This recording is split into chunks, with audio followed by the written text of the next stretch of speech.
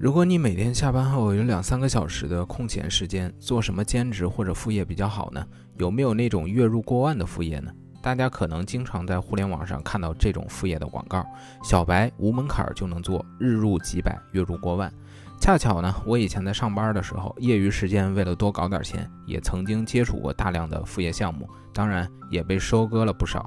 刚好我之前的私信也收到过很多小伙伴让我帮忙介绍一些赚钱的门路，于是我就在11假期期间匆忙赶出了这期视频。如果你也想利用空闲时间做一个赚钱的副业，但不知道哪些副业容易上手，也不知道怎样寻找适合自己干的副业，更不知道那些网络热门兼职副业是否值得去做，哪些是能赚钱的，哪些是纯割韭菜，那你不妨把我这期视频看完。本期视频的内容有点长，但是希望大家能够多点耐心看完，因为我相信我这期视频分享的东西，你在其他地方可能永远都不会听到，并且我相信听完了，你一定能够找到那个最适合你的，甚至将来能够当成是自己事业的一门副业。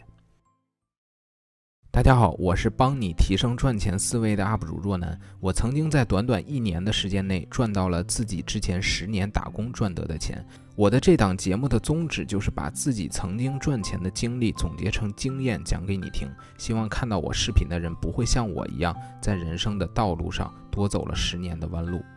熟悉我的人都知道，我讲东西一般都讲底层逻辑，所以我这期视频的内容可能和其他博主推荐副业的角度都不太一样。我更多的会从副业的本质去分析，什么样的副业才是适合你的副业。这期视频主要分为2个部分，第一部分是鉴定一些网络热门副业项目，看看这些副业有没有他们宣传的那么赚钱，到底值不值得普通人去做。第二部分则是根据我自己或者身边的朋友的经历，同时列举了大量我身边发生过的真实案例，来说明如何寻找一个适合自己的副业。废话不多说，我们直接开始。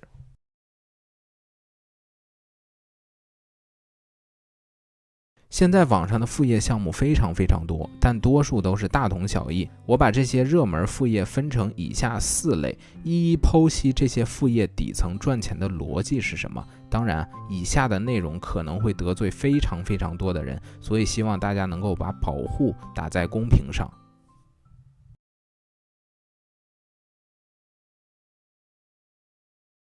先说第一类副业，这类副业主要是和电商相关。这几年网上最火的某国外电商平台，具体名字我就不多说了，想必大家都应该知道。而且最离谱的是，这些人居然在我前面的视频下面大量刷广告，我删的都没有他们发的快，也不知道是哪儿来的这么多的水军，搞得我现在都有点害怕了。言归正传，很多人可能不知道这类电商项目到底是怎么赚钱的，我就先给大家简单讲一下这些项目到底是在做了个啥。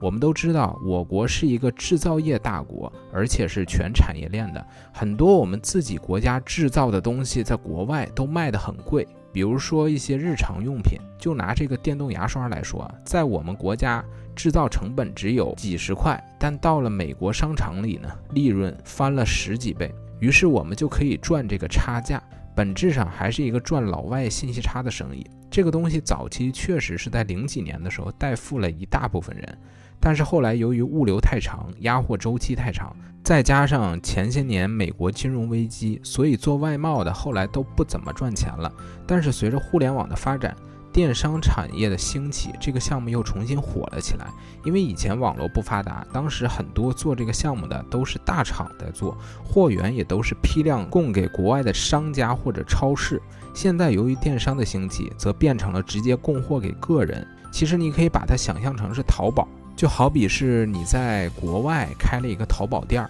但是拿货是在国内拿，而这些货在国外卖的比较贵，你赚中间的这个信息差。听了我上面的描述，大家是不是觉得这个行业利润很大？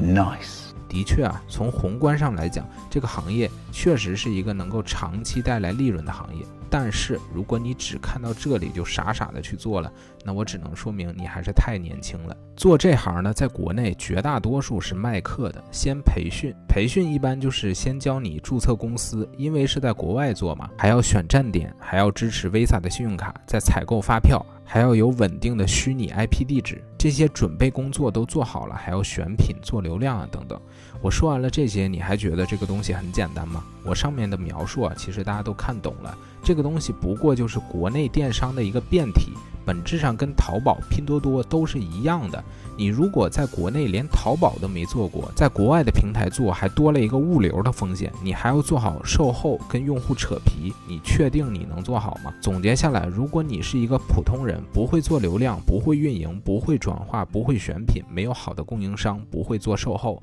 那你想指望把这个当成你的副业并且赚大钱，简直就是天方夜谭。你与其做这种副业，还不如去做某二手平台无货源，最起码那个是在国内的，本质上跟这个项目也没啥区别，都是赚信息差的钱，一个月赚个几百还是可以的，不像这个钱没赚到，反倒搭了一堆学费。但反过来说，如果你原来就做过外贸，并且线上开过淘宝店，那这个行业确实是可以做的。但如果你真的是这类人，估计你也不会来看我的视频了。如果你仅仅是一个小白的话，那我劝你最好还是不要入局了。如果你身边有朋友想做这个的，你也可以把我的视频分享给他，他看完了，看看他还想不想再做了。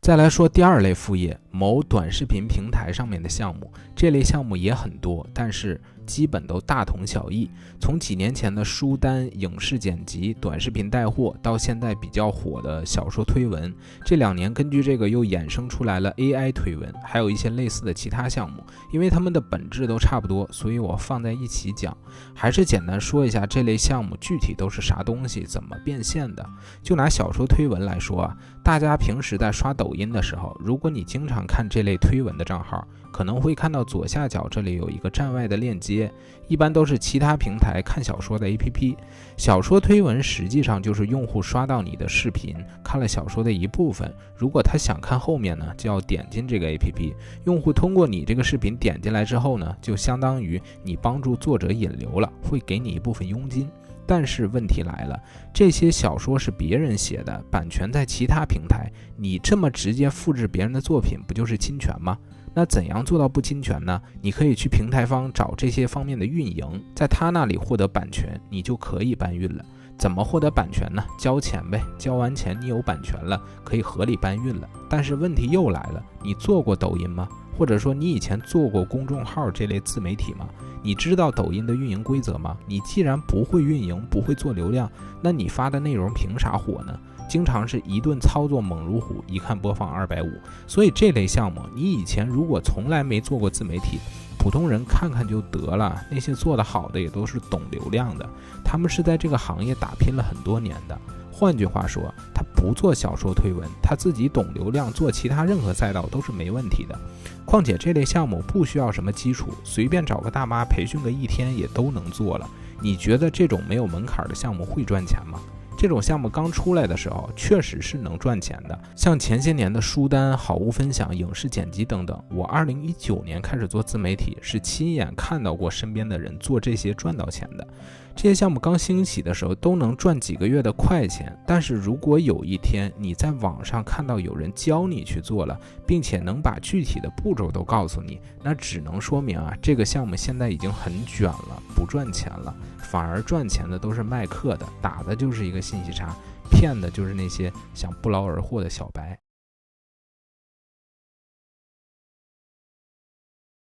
第3类副业，写小说或者配音，当然还有其他类似的副业，比如说视频剪辑、插画师等等。这些副业的性质也差不多，我拿来一起说。写小说简单说就是在起点等小说网站写小说赚稿费，配音呢就是在喜马拉雅这类声音平台给甲方配音接单。赚钱逻辑也比较简单，比较好理解。但是这类副业想要做好，得有个前提条件，就是你要具备比较强的写作功底，或者说你的声音很好听，这样才能赚到钱。而满足这2点的人还用得着去做这类副业吗？你写作能力很强的话，你干嘛不自己出一套写作课程拿网上去卖呢？你声音好听的话，你还不如做个声音类的自媒体账号。现在网上就有很多这类声音很好听的人做自己的个人 IP， 这样你只要会做流量就可以了。你的潜力要比在网上做这些副业潜力大得多了。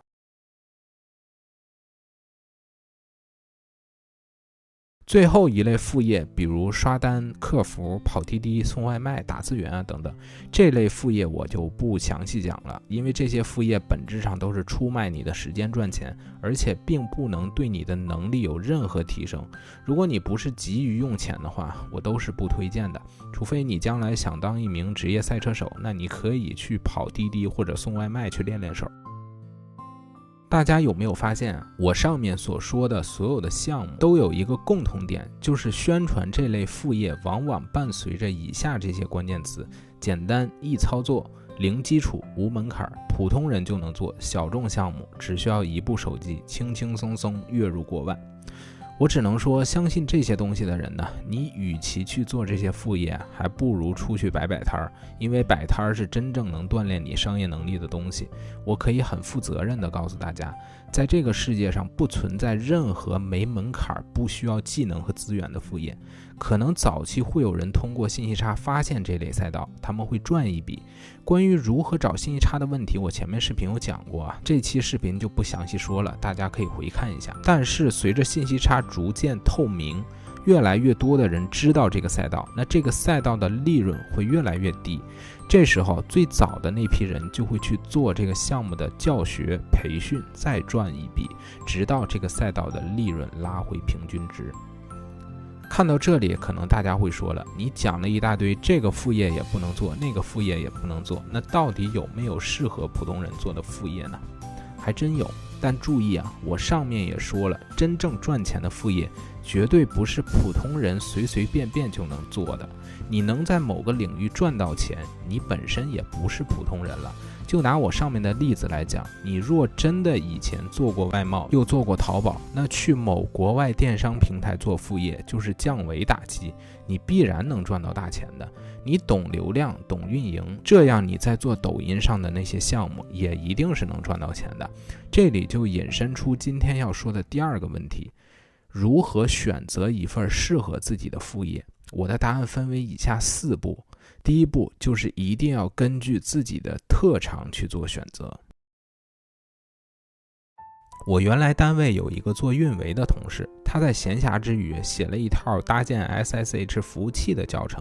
因为自己平常就干这些，所以他对这些东西来说是得心应手。他在淘宝、闲鱼上卖这类文档，一个月毫不费劲儿就有几千块进账。其实只要大家善于观察，就会发现互联网上有各种售卖这种类型教程文档的商家，各行各业都有，甚至卖游戏攻略、卖游戏地图的人也大有人在。这些东西对于一个从事专业技术岗的人来说，根本就是举手之劳，完全不需要花费你太多的时间，比你在网上找的那些副业要靠谱得多。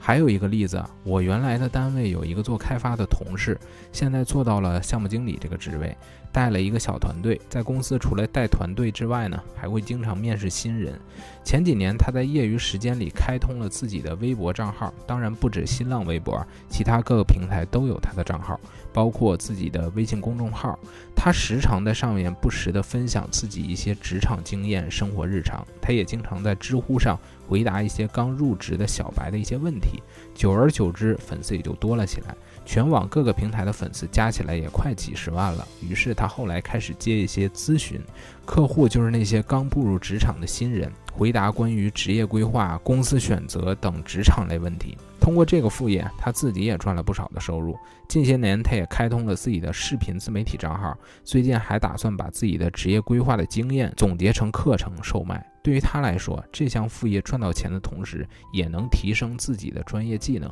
这对于他来说是非常不错的副业。再举个例子，我以前在社群里认识一个在婚纱摄影楼做婚纱摄影的摄影师，他在工作之余就找了一个跟拍的副业，后来随着副业收入不断变高，逐渐有了取代自己主业的趋势，于是他辞职一心做副业，收入还比主业高了不少。最后他又开了自己的摄影工作室，也算得上是底层打工人逆袭成老板的案例了。我们简单分析一下上面几个案例啊，无论是我的同事还是摄影师，他们的副业都与自己的职业高度相关，而职业恰恰都是自己擅长的领域，他们找到了自己擅长的领域，再通过互联网放大自己的优势，而在做副业的同时呢，也能提升自己的专业技能，从而通过副业赚到了不错的收入。所以只要你在某个领域专业性很强，都可以通过自己的技术找到衍生的副业。抛开职业相关，你也可以根据自己的性格来选择适合你的副业。比如你这个人很内向，但是你钻研事情比较认真，那你就不要做那些直接与人打交道的副业，可以试着做一些技术性很强的副业。反之，你这个人性格外向，可以找一找那些能够和很多人打交道的副业。我之前带过一个学员，这个学员一开始是某个大厂的人力资源专员，因为他平时的工作就是以协调为主，他自己的协调能力非常不错，也有很强的同理心。后来他根据自己的这个性格，就选择了疗愈方面的副业。他最开始也不懂这个领域，于是他在下班之余自己在网上找了一些学习资料，又跟一些老师学习了一阵子。学的过程中，他发现他自己对这个行业很感兴趣，并且自己也很有天赋，于是他后来自己也尝试着开始做。最开始的时候也是边学边做，开始的时候是做付费社群，后来自己有卖课带学员，最后他的副业收入逐渐超过了自己的主业，他就专心开始做这方面。这个副业不但成为了他的主业，也发展成了他自己的事业。这个人的例子就是非常有代表性的例子，根据自己的爱好找到了副业的方向，进而去了解这个领域，最后边做副业边学习，最终找到了自己的事业方向。再举一个例子，不知道你们有没有见过一种职业叫做社区团购团长。我也是前几年疫情的时候才知道有这个职业。简单说，就是在小区群里发一些团购的商品信息，商家会给这个团长10%的提成。团长的职责就是通过社交媒体、微信群等渠道宣传团购活动，吸引更多居民参与团购，能够安排好商品采购、配送等工作，并且能与供应商协商好商品品种、价格、质量等细节，从而为客户争取更好的价格和服务。绝大多数都是宝妈在做，因为这些宝妈大多数都有大量空闲的时间，有较强的社区熟人关系网。我是真的见过前几年做这个东西月入几万的，甚至有几十万的都有。当然，现在疫情过后，市场行情我也不知道了。我举这个例子只是说明你的性格爱好也是可以当成你自己的副业的。我还认识一个朋友，他原来是在大厂人力资源部上班，每天就是和各种不同的人打交道，性格也是比较开朗外向的那种，也比较擅长和别人沟通。后来他周末的时候在自己的小区那里做了一个线下的相亲项目，大体就是搜集小区里各种单身男女的资料，建立一些单身男女的社群，安排线下相亲活动，收取一定的服务费。结果发现效果还不错，于是他后来把业务扩大到了整个深圳市，做了自己的同城抖音账号。上面几个例子中的人就是根据自己的性格选择了适合自己的副业，协调能力强，同理心强，选择疗愈相关的副业。宝妈喜欢和别人沟通，在小区里人际关系比较好，于是他选择了帮助别人带货的副业。还有我那个搞相亲的朋友，都是利用自己的优势找到了适合自己的副业。除了上面说的根据擅长和性格选择自己的副业，也可以根据自己的爱好选择自己的副业。前些年我在各大网站平台上看到过很多人做 NBA 或者足球相关的账号，大家在网上也能够经常看到这种类型的账号。这种类型账号相对流量会高一些，人群也比较垂直。后来我就加了几个粉丝比较多的这类博主的微信，当时主要是出于好奇心看看他们是怎么变现的。结果发现他们都是在朋友圈卖球衣、球鞋等体育周边产品，这也是一种通过自己的爱好引流并且赚钱的例子。最后总结一下，你的副业要与自己擅长的领域相关。你擅长写作，那你可以找一些写作方面的副业。你声音好听，你可以利用自己的声音变现。你擅长摄影，可以做一些摄影相关的副业等等。也可以根据自己的性格去选择。如果你连自己的性格优势也不知道那你不妨去做一下 MBTI 人格测试，可以根据测试结果去选择你对应的副业。因此我这个视频并不会给大家推荐什么具体的副业，因为如果你完整的看完了我上面所说的，就知道同样的副业可能适合别人，但并不一定适合你。我更多的还是给大家推荐选择副业的方法，大家还是要根据自己的实际情况去选择。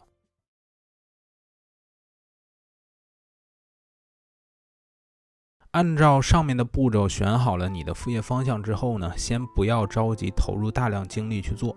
如果你学过产品设计，你就知道产品理论中有一个词语叫 MVP 产品。注意，这个 MVP 说的可不是 NBA 的那个 MVP 球员啊，它的全称是最简化可实行产品，也叫最小可行性产品。什么意思呢？就是说你要在最短的时间内用最少的资源构建出一个能够满足目标市场核心需求的产品原型。这个原型不追求完美，不包含所有潜在的功能和特性，但它必须足够有效，能够让用户体验到产品的核心价值。听起来很复杂，对吧？我举几个例子大家就明白了。比如说你开了一家服装厂，你不知道你生产的某一款式的服装在市面上是否受欢迎，那你第一步做的不是大量生产这个款式的服装，而是生产几件，在商场中先试着卖一卖，看一下销量怎么样。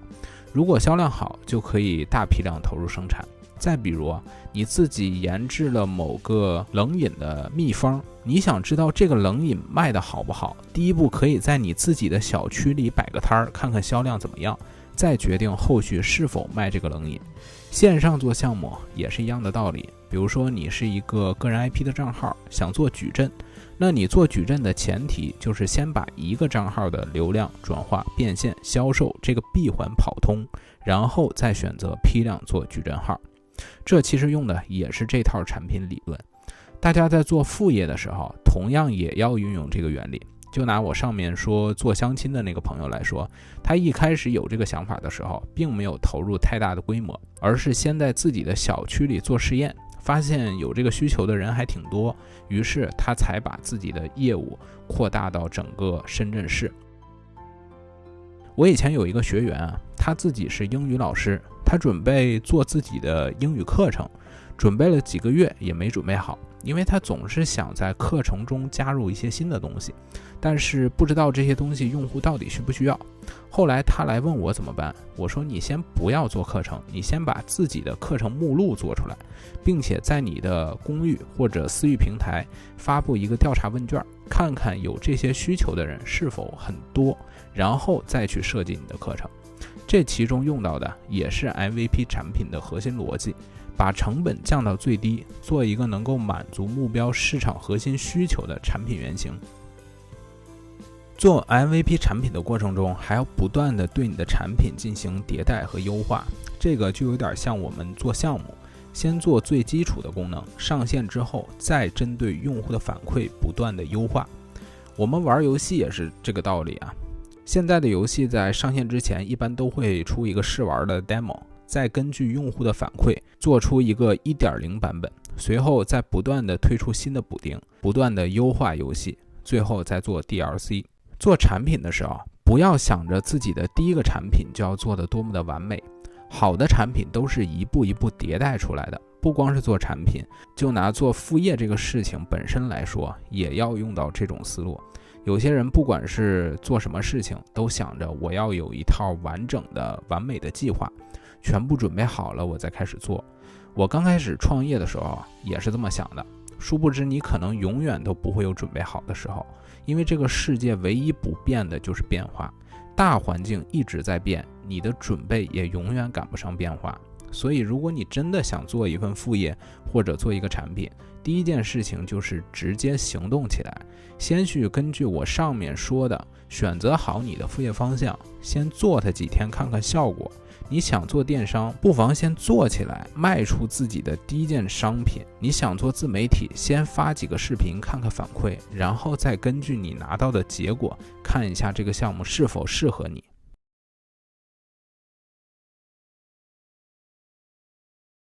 我们有了 MVP 产品之后，下一个解决的就是流量问题。不管你的产品是实体的产品还是虚拟的产品或者是服务，我们都要把自己的产品宣传出去，对吧？所以你一定要会做流量。如果你生活在20年前啊，那个网络还不发达的年代，大家想做流量就要去打广告，而那个年代的广告费大家都知道有多贵。但是现在网络这么发达，市面上又有这么多类型的自媒体，这就是我们普通人捕获流量最好的方式。像文字的流量平台有微博、知乎啊等等，视频的流量平台就更多了，比较火的 B 站、抖音、小红书。这里我说一下，像 B 站的小伙伴，很多人都看不上抖音、小红书这类平台。其实大家不要对这些平台有偏见，虽然这些平台上的用户多数以娱乐为主，但是还是有很多东西是值得我们去学习的。这里我也建议大家，有什么比较火的事物出现了，一定要去多了解一下，看看有没有自己能够借鉴的地方。听说到别人赚钱了，第一反应不要去质疑，而是要想办法接近，并且虚心请教、虚心学习。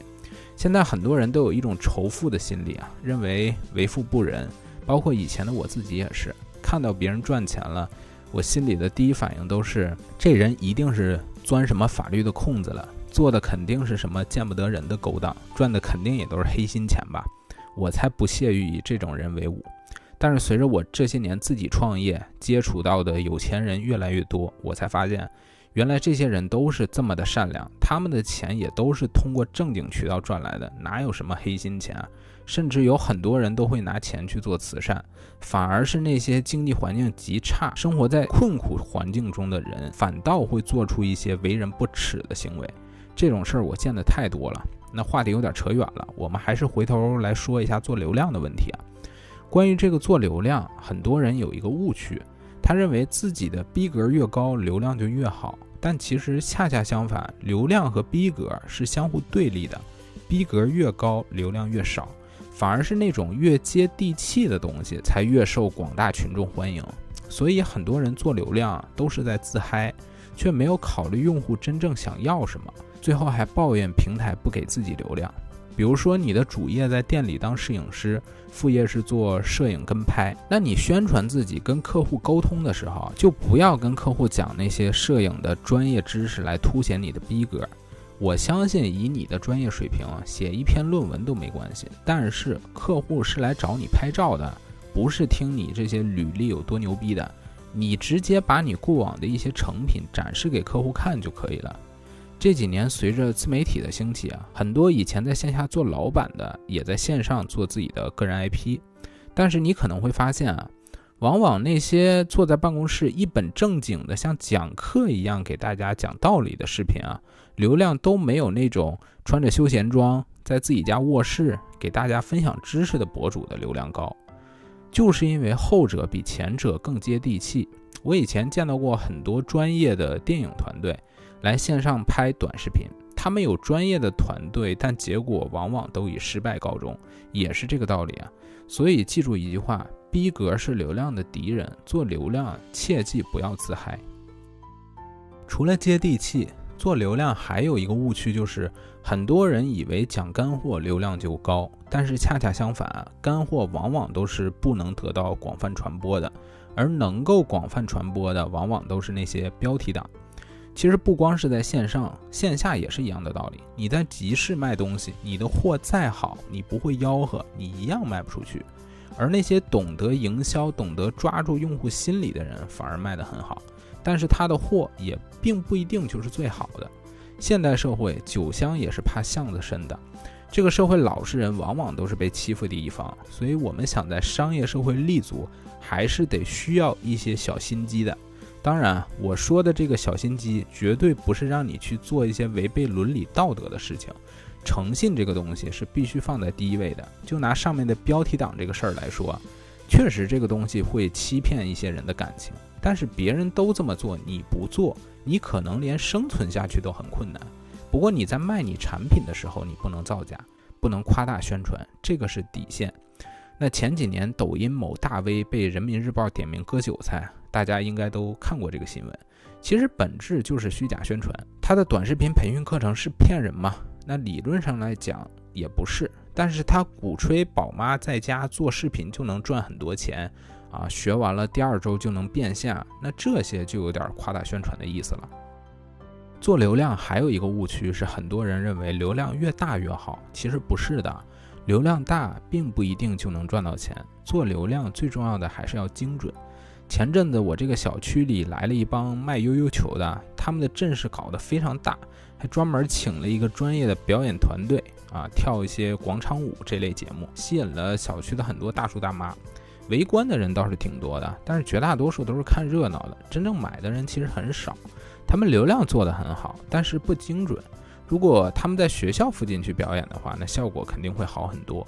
线上也是一样的道理，很多人做自媒体一味的追求粉丝量，实际上精准粉丝才是最重要的。举个最简单的例子你想做宠物相关的产品，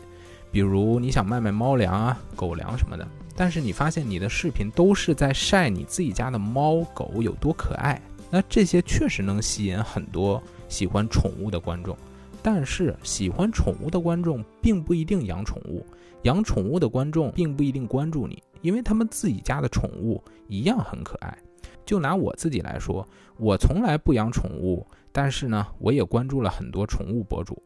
因此你吸引的这些流量对你来说是没办法成交的，那这些流量都是无用的流量。你在 B 站、抖音、小红书可能会看到很多这种类似几万粉甚至几十万粉的账号，但是这些博主实际收益是非常低的，他们多数都是靠平台的补贴来变现，用户是不会为这类账号付费的。大家知道现在各个平台的流量补贴是越来越少了，因为各大网络自媒体平台早就不是前些年的增量市场，变成现在的存量市场了。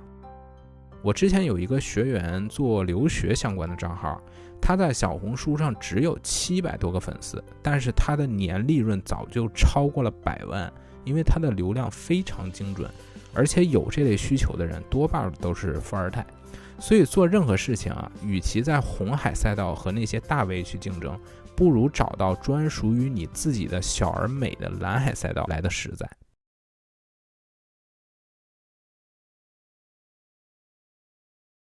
有了产品，有了流量，下一步需要解决的就是销售问题。这个问题涉及的面有点广，一期视频肯定是讲不完，所以这期视频就给大家说一下销售的核心问题。有一句话说的是4流的销售卖价格，3流的销售卖产品，2流的销售卖服务，1流的销售卖自己。怎么理解呢？大家平时逛菜市场的时候，其实每一家蔬菜的价格都差不多，但是你更倾向于买哪家的蔬菜呢？是不是买那个你看着比较顺眼的老板家的呢？我想大多数人都是这样的，除非这几家卖的蔬菜品质差的特别多，你才会买品质相对比较好的。卖实际的产品是这个道理，卖虚拟产品、卖课程、卖服务就更是这个道理了。因为课程、服务这些东西都是看不见摸不着的，你在没购买一家的服务之前，你是不知道他的服务好坏的，所以一定是你喜欢这个人才会向他付费。卖课也是一样的道理，同样的2门课程，你不可能因为一家的课程比另一家的课程短几个小时，就会选择另一家的课的。毕竟课程又不是论斤卖的，归根结底还是你相信卖课的这个人。所以我发现无论是现实中还是网络上，生意做得比较好的人都是有那种独特的人格魅力的。我们来回顾一下上面的4点第一步，先找到自己适合的副业；第二步，做自己的产品，这个产品可以是实际的产品，也可以是服务；第3步，做流量；第4步，做销售。那这4点都做到，就形成了一个完整的商业闭环。其实有心的小伙伴发现了，我上面讲的虽然是做副业，但实际也是赚钱的基本步骤。其实我讲的这些就是商业的底层逻辑，不管是做线上还是线下，不管你做副业还是自己创业，即使你是去夜市摆个摊儿，也是按照这一步骤来的，这样你才能比别人卖得好。所以我一直跟大家强调，看事物要看本质，看懂了本质，做任何事情底层方法论其实都是一样的。以上就是今天的主要内容了。视频中的案例都是从我身边或者我的学员的案例中精挑细选出来的。整个11我都在加班加点搞这期内容，就是希望给那些11长假没有出去旅游的人一点做事儿的动力。如果你觉得我今天讲的东西对你有用，也麻烦给我一个免费的3连，你的支持就是我坚持更新的动力。视频的最后说点题外话，我做了前几期视频之后呢，收到过很多小伙伴的私信，他们说感觉自己很普通，什么技术也没有，什么事情也做不好，感觉想做一些事情却还是很迷茫。我本来做这个账号的目的就是想让大家走出迷茫，但是看到一些人的烦恼，却总感觉自己也无力劝说。这些人有一个共同的特点，就是自己总想做点什么，却不想努力去学习，总想着要找捷径。其实这个世界上分为2种人，一种人是普通人，一种人是不普通的人。但是咱们抛开那些官二代、富二代，有哪个人生下来不是普通人呢？自古以来，这个世界上最不缺乏的就是普通人。齐白石60岁卖画，还仅只能维持生计，直到65岁才出人头地。刘备40岁之前一直碌碌无为，没有前辈汉高祖的运气，也没有他那么强的能力。早年打仗屡战屡败，屡败屡战，然而他坚信自己不普通，最后终于在60岁称帝。一个40岁的男人看到自己臂肉复生会落泪感慨，现在有些人才30岁就开始躺平，就认定了自己的平凡。有多少人还能记得自己年少时的梦想呢？我之前的视频讲过，一个人成功要靠运气，但我并不是说让大家什么事情都不做，还没开始努力就已经认定了自己的平凡。这句话不是你想躺平不努力的借口。我有资格说这句话，是因为我经历过一些事情，我努力过，但我发现有一些东西原本就不属于我。你今天的生活取决于你5年前的决定，而你现在的规划决定了你5年后的生活。所以你如果真的想改变自己的命运，你不想在5年之后还过着和现在一样的生活，就赶紧行动起来，拿起纸和笔，把你自己的擅长优势用笔认真的写下来，然后做出自己的第一个产品，并且把它卖出去。我还是那句话，我相信每个人都有自己的优势，只是你自己没有发现。如果你发现不了，就去学习一样东西。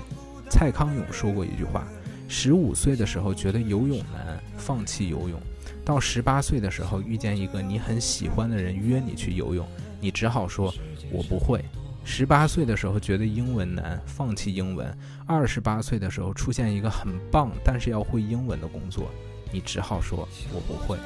人生前期越嫌麻烦，越懒得学，以后就越有可能错过让你心动的人和事。错过的时间无法倒流，未来的果实仍需要现在的播种。我们无法改变过去，但可以决定今天的行动。无论是梦想还是人生，关键不在于曾经的错过，而在于你是否有勇气从现在开始行动。最后以原著的《死亡》这本书中的一句话做结尾：栽一棵树最好的时间是10年前，其次就是现在。